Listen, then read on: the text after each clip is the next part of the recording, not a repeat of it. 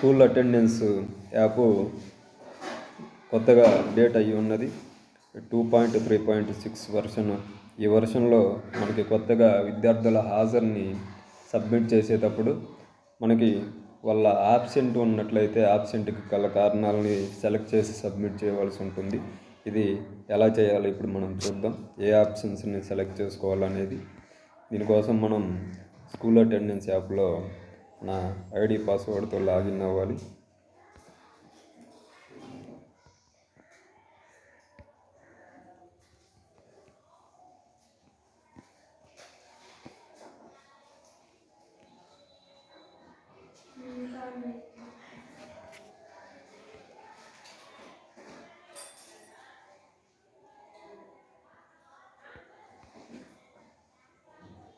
ఇలా లాగిన్ అయిన తర్వాత మనం ఏ క్లాస్కి అయితే సబ్మిట్ చేయాలో ఆ క్లాస్ సెలెక్ట్ చేసుకుంటే ఇప్పుడు ఒక స్టూడెంట్ యాబ్సెంట్ అయితే యాబ్సెంట్ సెలెక్ట్ చేసుకోగానే మనకి ప్లీజ్ సెలెక్ట్ ది రీజన్ అని చెప్పేసి ఈ విధంగా వస్తుంది.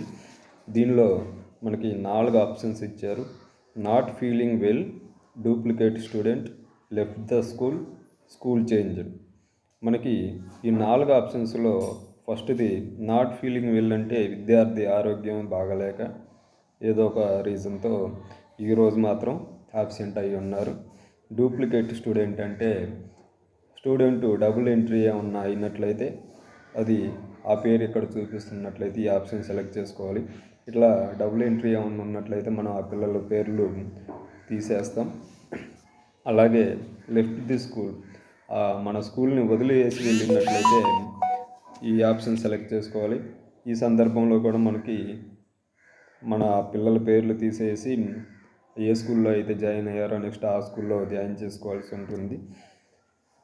ఇమీడియట్గా ఇప్పటికిప్పుడు జరిగినవి అయితే ఇవి చేస్తాం. తర్వాత అట్లా వెళ్ళిపోయిన పిల్లలు అయితే మనం ఆ తర్వాత తీసేసి న్యూ స్కూల్లో వాళ్ళని ఎంటర్ చేసుకోమని ఇన్స్ట్రక్షన్స్ ఇవ్వాల్సి ఉంటుంది. అలాగనే స్కూల్ చేంజ్డ్ వాళ్ళ ఇది కూడా వేరే స్కూల్లో జాయిన్ అయిన వాళ్ళకి ఈరోజు ప్రస్తుతానికి వాళ్ళు ఇలా లెఫ్ట్ అయినట్లయితే ఇంకా మన స్కూల్లో చూపిస్తున్నట్లయితే వాళ్ళకి మనం ఈ విధంగా ఇవ్వడం జరుగుతుంది.